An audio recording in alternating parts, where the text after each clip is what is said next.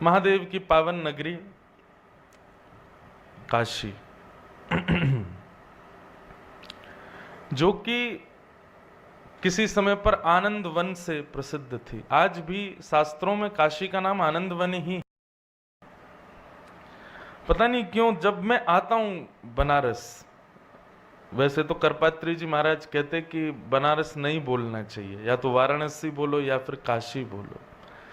काशी बोलने से साक्षात उमा पार्वती के चरणों में प्रणाम करने पर जो फल मिलता है वो काशी बोलने मात्र से मिल जाता है। तो इसलिए वे मना करते थे, बोले नहीं, या तो वाराणसी बोलो या काशी बोलो। तो काशी की बड़ी महिमा गाई थी हमने, और कौन गा सकता है भैया। लेकिन यह भी सिद्ध है कि ये भूमि महादेव को प्रिय लगी, इसलिए उन्होंने यहां पर आकर के विराजमान हुए। नहीं तो ये आनंद वन नारायण की भूमि है। अच्छा, हिसाब बराबर हुआ है। वैसे तो वो महादेव की भूमि है जहां बद्रीनाथ विराज रहे हैं। उसको आज भी अगर आप वहां संकल्प लोगे तो वहां बोला जाता है केदार खंडे। वो केदार खंड है पूरा, वो महादेव की भूमि है। वो भागई हमारे ठाकुर जी को, तो वहां वे विराज गए। ये आनंद वन भाग गया महादेव को, तो वे यहां विराज गए। ये नारायण की भूमि थी, अब महादेव विराजते हैं। वो महादेव की भूमि, वहां नारायण विराजते हैं। तो ये तो आपस में एक दूसरे के सखा भी हैं, मित्र भी हैं, भाई भी हैं, प्रियतम प्रियसी भी हैं। ऐसे सारे रिश्ते हैं इनके दोनों के। तो महादेव की भूमि है। पता नहीं क्यों मुझे जब मैं आता हूं मुझे कुछ स्पर्श होता है यहां पर दोनों बार मैं कथा ही कहने आया, कभी मैं अवकाश लेने नहीं आया यहां पर। एक बार मेरा मन है मैं कुछ ना करने के लिए काशी आऊं ताकि केवल बैठा रहूं, जैसे हमारे यहाँ के पड़े रहें कुंजन के कोने, ऐसी मैं पड़ा रहूं 2-4 दिन काशी में, नाव में, घाट पे। तो थोड़ा यहाँ के कई सारी ऐसी मुझे लगता है कि कुछ अनुभूतियां हैं जो स्पर्श करती हैं, पर कथा में व्यस्त होने की वजह से मैं पूर्ण रूपेण उसका आस्वादन नहीं कर पाता, पर कुछ तो स्पर्श होता है। ऐसे हमारे महादेव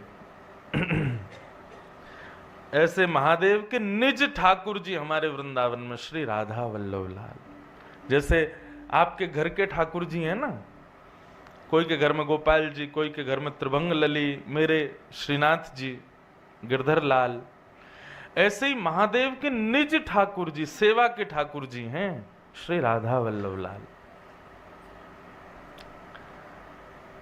जो कि वृंदावन में विराजते हैं। कभी कभी राधा वल्लभ लाल जी का दर्शन करने जाता हूं तो मन में इच्छा आती है कि कैसे बागंबर लपेटे हैं, सिर पर जटा जूट, हाथों में बढ़िया नाग लपेटे, गले में मुंड माला और हाथ में लिए आरती, और हमारे श्री राधा वल्लभ जी की आरती करते होंगे महादेव, तो कैसे दिखते होंगे उस समय। पार्वती जी रसोई बनाती हैं, महादेव आरती करते हैं, सेवा करते हैं श्री राधा वल्लभ लाल जी की। कथा तो पता हो, श्वेत द्वीप के ठाकुर जी हैं श्री राधा वल्लभ जी, और आत्मदेव नाम के ब्राह्मण ने महादेव की ऐसी उपासना की, महादेव प्रसन्न हो गए। आत्मदेव ब्राह्मण जो था बड़ा अकिंचन था बेचारा, उसको तो धन की आवश्यकता थी। वो चाहता था महादेव को प्रसन्न करके मैं ऐसी मणि मांगूं, ऐसा रत्न मांगूं जिससे मेरा घर धन धान्य से भर जाए। महादेव प्रकट हो गए, बोले मांगो आत्मदेव क्या चाहिए। बोले आपके पास जो आपका सबसे प्रिय रत्न हो वो हमको प्रदान कर दो। महादेव के नेत्र सजल हो गए, बोले कुछ और मांग ले, मेरा प्रिय रत्न मत मांगे। आत्मदेव बोले देना है तो फिर वही दो। उसको महादेव के नेत्रों में आंसू देख करके उसको लगा शायद बहुत ही ज्यादा महंगा होगा रत्न, शायद मेरी पुश्तें तक खाती रहेंगी। बोले महादेव अब तो वही रत्न चाहिए। बोले भैया तेरे पांव पड़ूं, तू जो मांगे सो मांग ले, कैलाश का राजा तुझे बना दूं, पूरा पर्वत तेरे नाम कर दूं, पूरा ब्रह्मांड का नायक तुझे बना दूं, लेकिन मेरे हृदय का प्रिय रत्न मत मांगे। आत्मदेव हट करने लगा, अब तो मुझे वही चाहिए, मैं भी तो देखूं ऐसा कौन सा रत्न। तब महादेव ने एक वस्त्र में लपेट करके अपने हृदय के सबसे प्रिय रत्न श्री राधा वल्लभ लाल जी को प्रदान किया। आत्मदेव तो बड़ा दुखी हो गया लाल जी को देख के, ये रत्न है। और महादेव तो अंतर्ध्यान हो गए, वियोग सह नहीं पा रहे थे। आत्मदेव बड़ा दुखी हो गया, बोले मैंने तो रत्न मांगा था, मैं तो धन धान्य की अभिलाषा में था, ये क्या आ गया मेरे पास, अब इनकी सेवा और करो, खर्चा और बढ़ गया मेरा तो। अब उनकी बेचारे की इत्र सेवा करता, वस्त्र पहनाता, भोग वोग लगाता, लेकिन देखता ऐसे ही था। बोले जे और आ गए मेरे घर में, वैसी मेरे यहां कमी इतनी धन की। तब महादेव ने ठाकुर जी की वंशी को भेजा, बोले आप जाओ। बंधुओं, भगवान की वंशी साधारण नहीं है।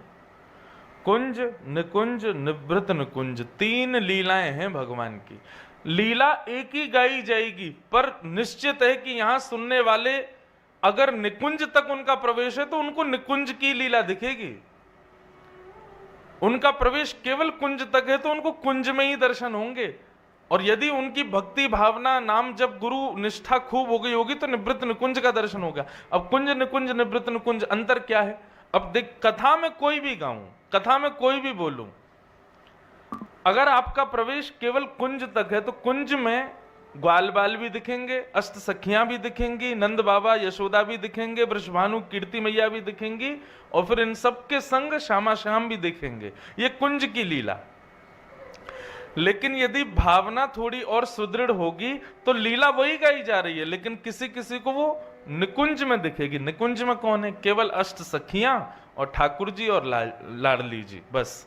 वहां पर ब्रजवासी नहीं है, वहां पर नंद नंदन यशोदा नहीं है, वहां पर केवल सखियां हैं और श्यामा श्याम। लेकिन किसी की भजन भाव स्थिति यदि अत्यंत सुदृढ़ होगी तो लीला में उसको निवृत्त निकुंज में प्रवेश मिलेगा। वहां केवल 2 हैं, लाडली और लाल, बस, और कोई नहीं। परंतु ठाकुर जी की निवृत्त निकुंज लीला में जहां किसी का प्रवेश नहीं है, वहां एक का प्रवेश है, और वो है वंशी। वंशी ने ठाकुर जी की निवृत्त निकुंज लीला में भी प्रवेश किया है, वहां का भी दर्शन किया है। इसलिए ठाकुर जी की वंशी, जो लोग भी घर में सेवा करते हो, केवल आरती के समय धारण कराया करो, बाकी के समय वंशी ठाकुर जी के बगल में विराजमान किया करो। क्यों? अरे वो खुद भी रसिका है, वो निरंतर ठाकुर जी के ध्यान में लगी रहती है, ठाकुर जी के चिंतन में रहती है। और दूसरा भाव ये कि ठाकुर जी पूरे दिन वंशी लेके रहेंगे, श्रमित नहीं हो जाए, इसलिए वंशी नीचे पधराओ, केवल जब आरती करने जाओ तब वंशी धारण कराओ। ये पुष्टि मार्ग में ऐसा नियम है, वंशी को केवल आरती पर धारण, शयन में आरती में धारण, मंगला में आरती में धारण, आरती में वंशी ही रहेगी ठाकुर जी के साथ। तब महादेव ने मन में विचार किया, बोले आत्मदेव ले तो गया ठाकुर जी को, इससे सेवा नहीं हो रही है।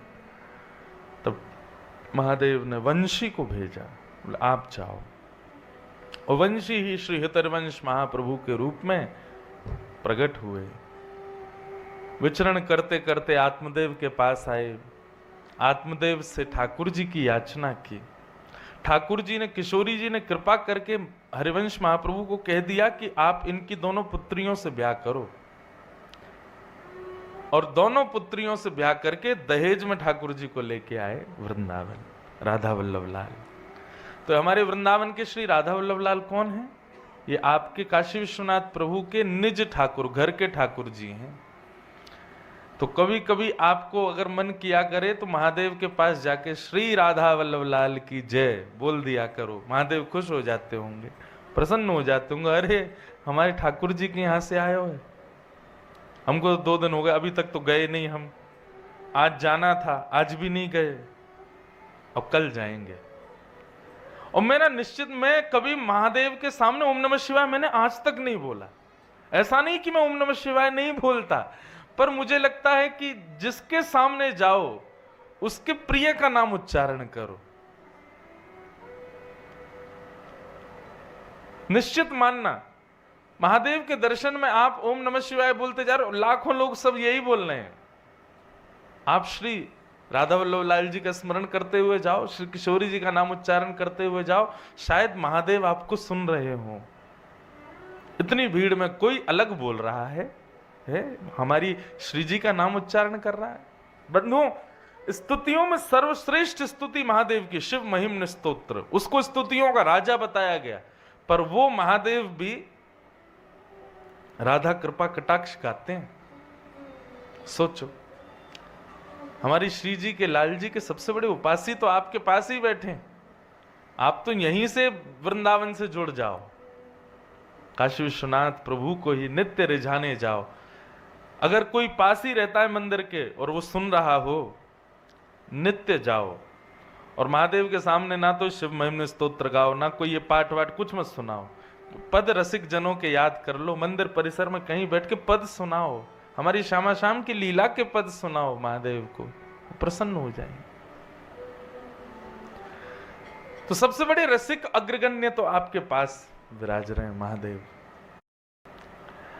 तो मधुरतम बात है कि उन्हीं के नगरी में पधारे हैं इस मधुर भाव के साथ।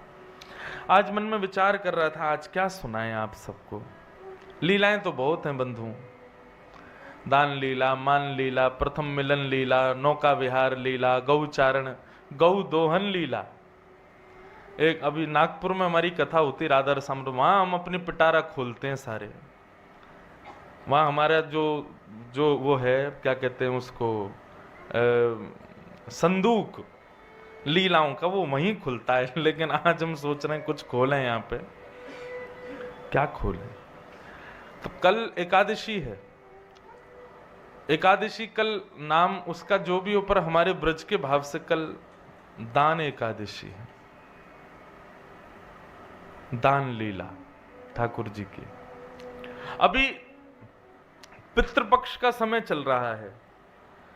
हमारे वृंदावन में 365 दिन में केवल ये पितृपक्ष का समय है कि तब कोई उत्सव नहीं होते। बहुत ध्यान से सुनिएगा। हमारे वृंदावन ब्रज धाम में साल भर उत्सव होते हैं, लेकिन पितृपक्ष के समय क्या उत्सव करें? सबके घरों में श्राद्ध चल रहे हैं। आज भी हमारी आई रेखा जी बोली कल की कथा, महाराज जी थोड़ी देर से ही कर दो, सबके घर में श्राद्ध है। अब वो तो सब कैंसिल ही है कल जाना हमारा, तो फिर कर लेंगे, थोड़ा लेट ही करेंगे। तो पितृपक्ष की वजह से कोई लीला नहीं होती। और लीला बंधुओं क्यों होती हैं? उत्सव क्यों होते हैं? उत्सव के बहाने श्यामा श्याम मिलते हैं और सखियों को सुख मिलता है कि लाल जी भी मिल रहे हैं, लाडली जी भी। लेकिन अब पितृपक्ष का समय आया, वहां किशोरी जी उदास या ठाकुर जी निराश। क्यों करें? बोले कोई योजना ही नहीं बन रही मिलने की। तब श्री जी को प्रसन्न करने के लिए ब्रज की सखियां लीलाओं की सांझी बनाती हैं। सांझी, अभी सांझी उत्सव चल रहा है वृंदावन में। तो क्या करती हैं? बोले ठाकुर जी की सुंदर मधुर लीलाओं को और किशोरी जी की लीलाओं को सांझी को कलाकृति के माध्यम से सखियां बनाती हैं और बना करके फिर श्री जी को दिखाती हैं। तो श्री जी की स्मृति में वो दिन आ जाता है जिस दिन वे श्याम सुंदर से मिली थी, तब ऐसी लीला हुई थी, ऐसे बोल रहे थे, ऐसे चल रहे थे, अरे इसमें तो ये हुआ था, यहां ऐसे हुआ था। इस प्रकार से सांझी उत्सव श्री जी करती हैं। तो वही सांझी उत्सव हमारे ब्रज में चलता है। और अब लीला सुनो। तो सब सखियां किशोरी जी को रिझाती हैं सांझी बना के। श्री जी का तो दिन निकल जाता है भाव से, आनंद में आ जाती हैं स्मृतियां देख देख करके। पर लाल जी, अब सखियां श्री जी को रिझा रही, लाल जी को कौन रिझावे? तो लाल जी बेचारे ग्वाल बालन के संग खेलवे तो जामे, लेकिन याद आवे श्री जी के मुखचंद की, ललता विशाखा की नोक झोंक की। वो जब तक नहीं हो तब तक लाल जी को पेट ही ना भरे। ए मधुमंग, मन ना लग रहा यार भैया, कहा करें? ये कब पितृपक्ष पूरे होंगे, कब हमारे फिर से उत्सव शुरू हों? कोई ना कोई बहाने मिलेंगे। तब भगवान का गुप्तचर है श्री दामा CID, यानी आकर के ठाकुर जी को बताई, बोले लाल जी आप इतने विरह में व्याकुल रहे हो, मां श्री जी तो बड़ा आनंद कर रही हैं। बोले क्यों? बोले अरे ये गोपी सबरी कलांते सांझी बना करके उनको सुख प्रदान करें। ठाकुर जी बोले कहा करें, हमारी वो सखी होती तो बढ़िया रहते, तुम सखा गोबर चोट्टा कछु आवे तो है ना तुम लोगन पे हैं, ए तुम बनाए बनाए के दिखाए करो। ऐसी श्री जी ध्यान रखें, सबरी सखी ध्यान रखें श्री जी को कि उनको श्रम नहीं है जाए, और मैं यहाँ रो जाऊं फिर तुम्हें कोई फर्क ना पड़े, अरे कछु तो सीखे आओ। तब बोले लाला देख अब या जन्म में तो हम कला बना नहीं पाएंगे, बनाना चाहेंगे तेरो मुख, श्री जी को मुख बन जाएंगी बिंडला सखी। तो लाला एक उपाय है। बोले कहा? बोले हम सब भी सखी बन के चलें बरसाने, वहीं सांझी को दर्शन करके आवेंगे। और महाराज लाल जी श्यामा सखी को रूप धारण करें, और सबरे ग्वाल बाल जितने ठाकुर जी के, मधुमंगल, श्री दामा, तन सुखा, मन सुखा, धन सुखा, ये सब ठाकुर जी के सखा हैं। ये सबरे ठाकुर जी के सखीन को रूप धारण करें, और सखीन को भाव धारण करके फिर बरसाने जावें। और वहां सांझी उत्सव में जहां श्री जी पधार रही हैं, सब सखियां चारों तरफ बैठी हैं, उन्हीं सखीन के बीच में जाके लाल जी और सब सखा जाके बैठ जाएं, और वहां सांझी को उत्सव दर्शन करके लाल जी को सुख प्रदान करावें। तो या लिए हमारे ब्रज में सांझी उत्सव प्रसिद्ध है। तो सांझी होती तो है श्री जी को सुख देने के लिए, पर लाल जी को सुख कैसे मिलता है? बोले लाल जी रूप बदल के जामे वह सांझी उत्सव में सुख पावे के लिए। तो ऐसे हमारे ब्रज की सांझी उत्सव, एक सांझी को पद गामे, फिर दान लीला सुनेंगे। कैसी सांझी बनी है। हाँ,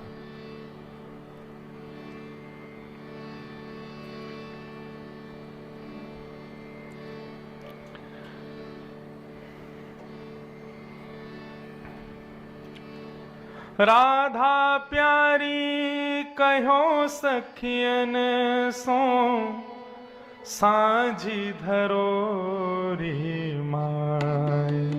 राधा प्यारी कहे सखियों से, सांझी धरो रे माय।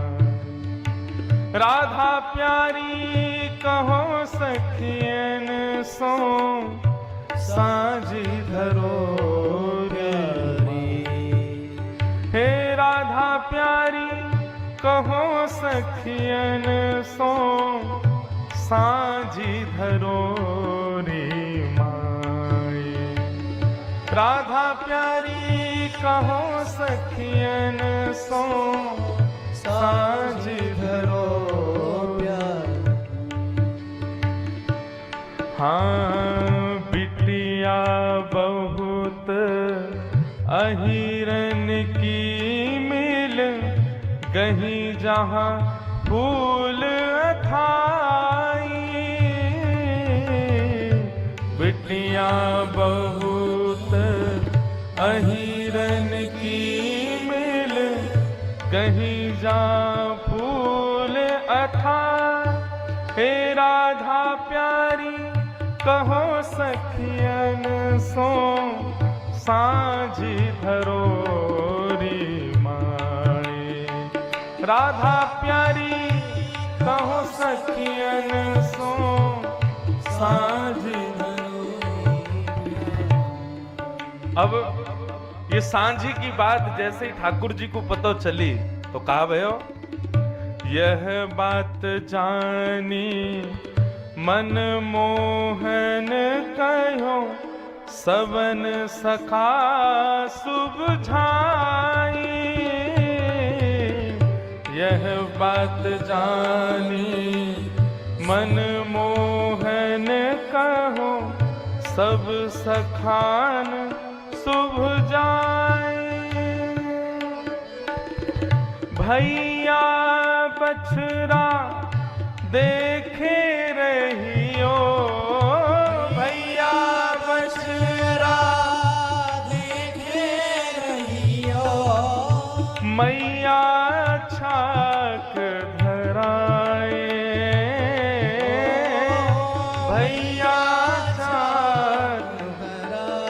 ठाकुर जी को जैसे ही सांझी के विषय में पता चली तो दो सखान को तो बछड़ान की बचियान की रखवारी में छोड़ दियो। बोले भैया देखो हम आए गौचारण करवे, दो लोग तो यहाँ रुको, बछड़ान ने देखो।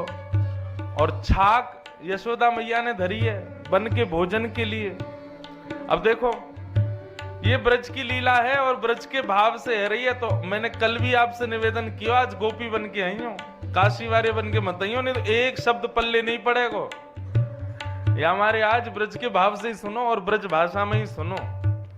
ठाकुर जी कह रहे हैं भैया दो लोग तो बछड़ा बछियान ने समारो और मैया ने छाक रखी है। छाक कहते हैं ठाकुर जी वन में जामे तो मैया दही रखे, रोटी रखे, अचार रखे, ये छाक है। बोले मैया रात में जैसे बालक विद्यालय से आवे तो टिफिन चेक करे, मैया ऐसे ही मैया भी देखे छाक खा के आयो कि नहीं आयो। लेकिन लाल जी हमारे सबरी छाक बांट दें, तो बोले एक कोई छाक संभालो। संभलवा के फिर का भयो,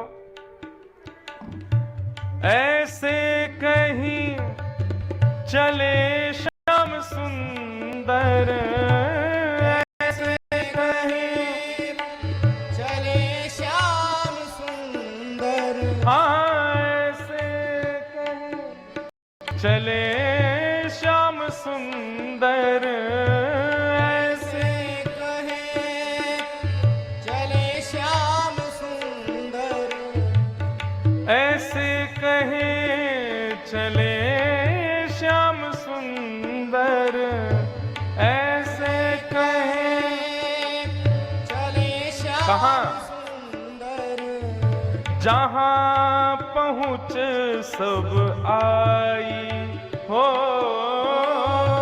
जहां पहुंच सब आई, राधा प्यारी कहो सखियन सो सांझी धरो रे माई। राधा प्यारी कह सखियन सो सांझी धरो। बोल वृषभानु दुलारी की। ठाकुर जी जा रहे हैं, कछु ग्वालन को बछड़ा बछियान के पास छोड़ गए, कछुन को छाक बांट गए और दो चारन को सखी भेष बना के अपने संग ले जा रहे हैं सांझी में सम्मिलित हुए।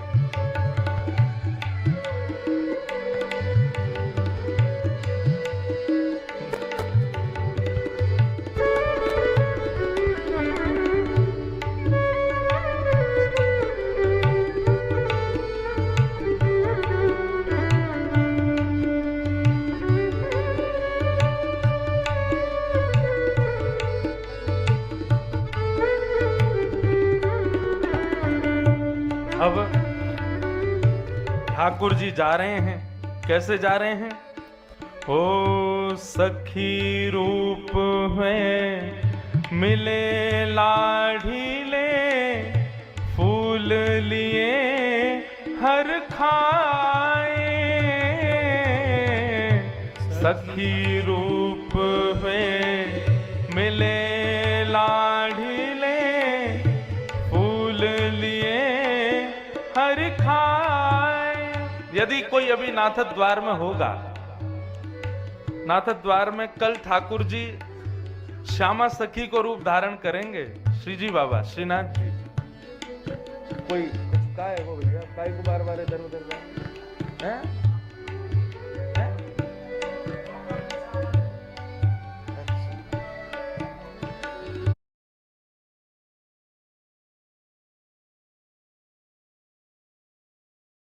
जगह कोई उठे तो यूं लगे पता ना कहा है को।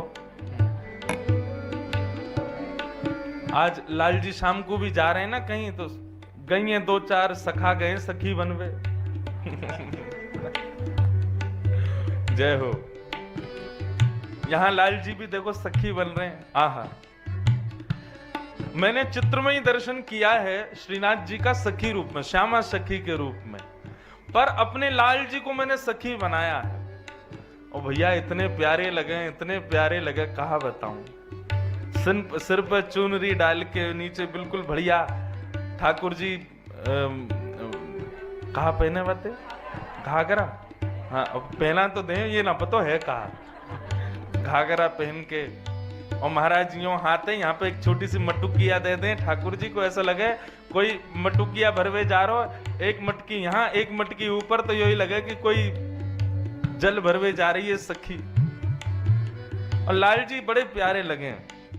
सखी रूप में मिले लाढ़ीले, फूल लिए हर खाए। आजकल तो सांझी में रंग प्रयोग किए जाते हैं, पर बाद समय तो रंग बिरंगे फूलन को लेके उनको सुखा के बाद से रंग बना के फिर सांझी बनाते। या हमारे फूल ले रहे हैं ठाकुर जी, सांझी में जा रहे हैं। काबे हो फिर कर सो कर राधा संग शोभित, कर सो कर राधा संग शोभित। पहुंच गए, पुष्प लेकर के आए महाराज। सखीन ने पूछी, अरे आज तो बड़ी नई नई सखी आई हैं, कहां से आई हो? बोले हम पास के गांव से आई हैं, हमें पता चली सांझी उत्सव है रो श्री जी को, तो हम भी आई हैं। हमारी कलाकृति बहुत बढ़िया है, हम तो बनवाए लो। तो लाल जी ऐसे चतुर घूम फिर के वहीं पहुंच गए जहां श्री जी बैठी हैं। और श्री जी जहां जहां रंग भर रही हैं, वहां रंग रंग के बाहर बाहर से रंग श्री श्याम सुंदर भर रहे हैं। कर सो कर राधा संग शोभित, कर सो कर राधा संग शोभित। सांझी चीती जाए हो, सांझी चीती जाए। हे राधा प्यारी कहो सखियन सो, सांझी धरोरी माई। राधा प्यारी कहो सखियन सो, सांझी धरोरी माई। आहा। किशोरी जी जहां जहां रंग भर रही हैं, शाम सुंदर जैसे हाईलाइट करते हैं ना हम लोग, बढ़िया सुंदर कला बना के फिर वहां के बाहर बाहर से रंग कर दें, ऐसी श्री जी जहां जहां रंग करें वहां बाहर बाहर आउटलाइन बना रहे हैं लाल जी अपने हाथन से। ऐसी सुंदर सांझी की सुंदर रेखा बन रही है। खट रस के व्यंजन अर्पे तब, मन अभिलाष पुजाई।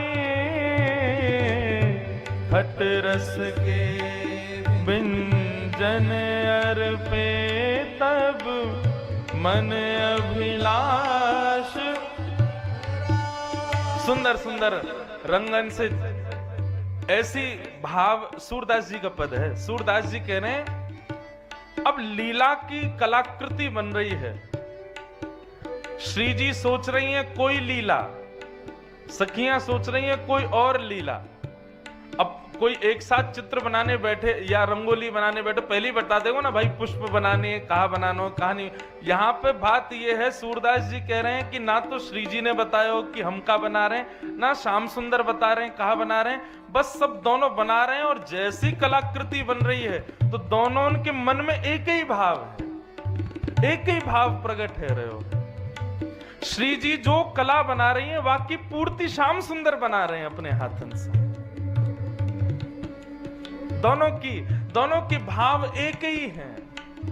मतलब ऐसा नहीं है कि कोई के मन में यदि पुष्प बनावे को भाव है तो दूसरो तालाब बना रहो या सरोवर बना रहो, कुछ और नहीं। श्री जी जो मन में भाव सोच के बना रही है, ठाकुर जी के भी मन में भी वही भाव है। आहा। कीरत रानी लेत बलैया, कीरत रानी लेत बलैया। कीरत रानी लेत बलैया। कीरत रानी लेत बलैया। विधि सो विनय सुनाए, विधि सो विनय सूरदास जी को भाव है। किशोरी जी कहीं कहीं सांझी बिगाड़ दें तो ठाकुर जी वाकू चुपके ते संभाल लें, वाकू बनाया हमें। अंत तो गत्वा श्री जी सांझी बना करके उठ गई, कीर्ति मैया देख में आई तो जहां जहां कमी रह गई ठाकुर जी ने सब बढ़िया पूर्ति कर दी।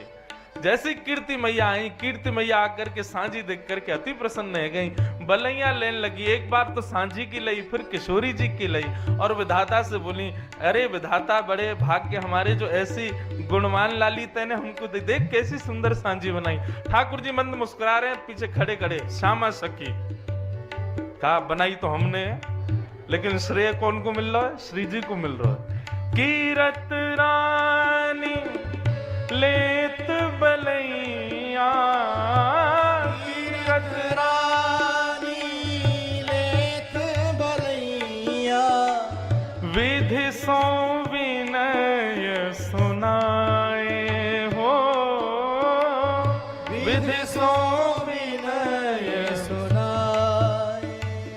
राधा प्यारी कहे सखियन सो, सांझी धरोरी माई।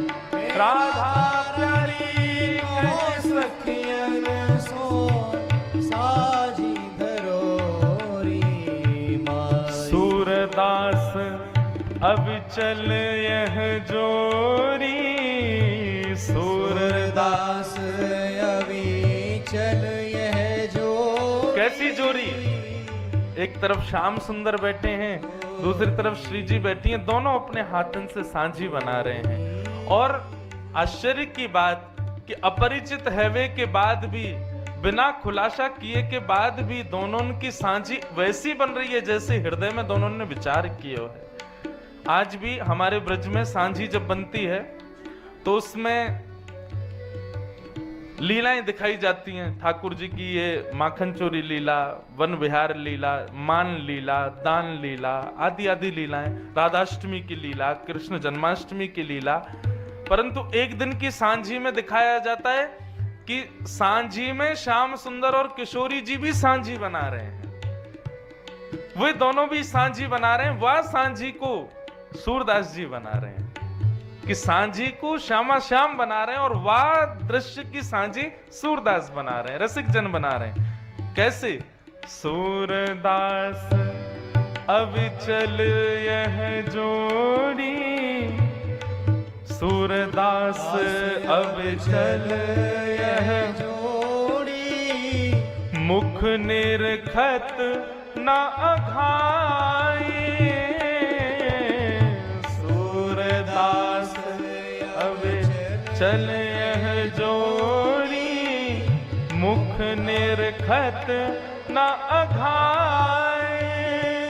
हे सूरदास अब चल यह जोड़ी, सूरदास अभी चल यह जोड़ी, मुख निरखत न अघाए। मुख निरखत ना घाए। श्री राधा प्यारी कहो सखियन सो, सांझी धरोरी माई। श्री राधा प्यारी कहो सखियन सो, सांझी धरोरी माई। प्यारी राधा रानी कहो सखियन सो, सांझी धरोरी माई। श्री राधा प्यारी कहो सखियन सो, सांझी धरोरी माई। सांझी धरोरी माई। सांझी धरोरी सांझी धरोरी माई। आहा, कैसी सांझी बनाई। एक ही बन की एक वेश क्रम, श्याम बाल के हाथन रंगीलो। एक ही भाव है, एक ही रंग है, एक ही स्वरूप है, बिल्कुल जैसे दोनों के हृदय में विचार है, वैसी सांझी को उनने प्रकट किया। ऐसे छल करके ठाकुर जी पूरे पितृपक्ष में श्यामा सखी बन के जामे और श्री जी के संग में सांझी बना में।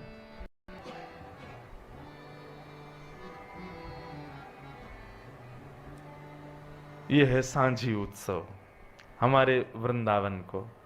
अभी आप लोग शायद सोशल मीडिया वगैरह पे वृंदावन के रसिक जन डालते हैं सांझी के चित्र, और हर मंदिर में जितने भी पूर्व प्राचीन मंदिर वृंदावन के सब जगह सांझी उत्सव निश्चित होता है। यही सांझी उत्सव को एक पद और है कि एक भाव से तो ठाकुर जी अपने मन की तपन ऐसे बुझा में कि सांझी में श्यामा सखी बन के जावे, और एक भाव ऐसा बता में वे भी रसिक जनन की बात है कि ठाकुर जी जब फूल लेवे के काजे किशोरी जी सब सखियन के संग जामे, तब ठाकुर जी बगीचा की रखवारी में खड़े है जाएं, पहले ही जांच कर लें कि कहाँ श्री जी आ रही हैं, फूल लेवे बोले वहां आ रही हैं तो चलो फूल नहीं तोड़न देंगे। फूल ना तोड़वे के बहाने तो श्री जी को दर्शन है जाएगा, लाडली जी दिख जाएंगी। आहा, श्री जी पधारी हैं। पद बहुत सुंदर है। श्री जी पधारी सब सखियन के संग। तो एक बार तो ठाकुर जी ऐसे निकाल ले। अब भाई 11 वर्ष 56 दिन आ रहे हैं ठाकुर जी ब्रज में, हर वर्ष सांझी आ रही है पितृपक्ष में, हर बार नए नए तरीका अपना में ठाकुर जी ढूंढे कैसे जाऊं। तो एक बार तो श्यामा सखी के रूप में चले जाएं, अब अगली बार कैसे जाए।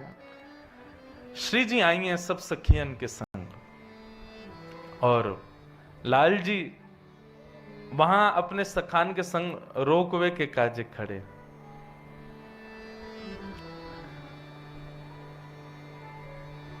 अरे देख लो, वाह। अरे तुम कौन हो रिवन में, अरे तुम कौन हो रिवन में, फुलवा बीनन हारी। अरे सखी तुम कौन हो, या हमारे बगीचा में फूल तोड़वे आई हो, कौन हो। रतन जटित हो बन्यो बगीचा, फूल रही फुलवारी। अरे तुम कौन हो रिबन में, फुलवा बीनन हारी।